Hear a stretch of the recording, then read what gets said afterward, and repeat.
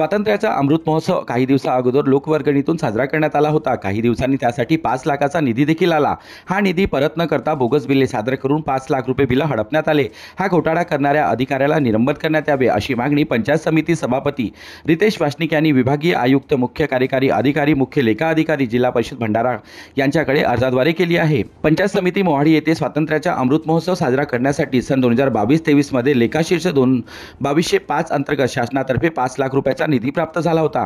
मात्र स्वातंत्र्याचा अमृत महोत्सव हा लोकवर्गणीतून अगोदरच साजरा करण्यात आला होता, त्यामुळे प्राप्त निधी शासनाच्या खात्यात परत पाठवायला हवा होता, परंतु निधी परत न पडता खोटे बिल तयार करून सादर केले। त्याची माहिती पंचायत समिती सभापती यांना होताच त्यांनी याबाबत विचारणा केली, मात्र अधिकाऱ्यांकडून उडवाउडवीची उत्तरे देण्यात आली। आता या प्रकरणाची सखोल चौकशी व्हावी याकरिता तक्रार दाखल करण्यात आली असून दोषीवर कारवाई व्हावी अशी मागणी तक्रारदार यांनी केली आहे। तर या संदर्भात अधिकारी बोलायला देखील तयार नाही। राष्ट्रीय शासनातर्फे 2022-23 ला स्वातंत्र्याचा अमृत महोत्सव साजरा करण्याकरिता 5 लाख रुपये जिल्हा स्तरावरून पंचायत समिती स्तरावर निधी प्राप्त झालेला होता।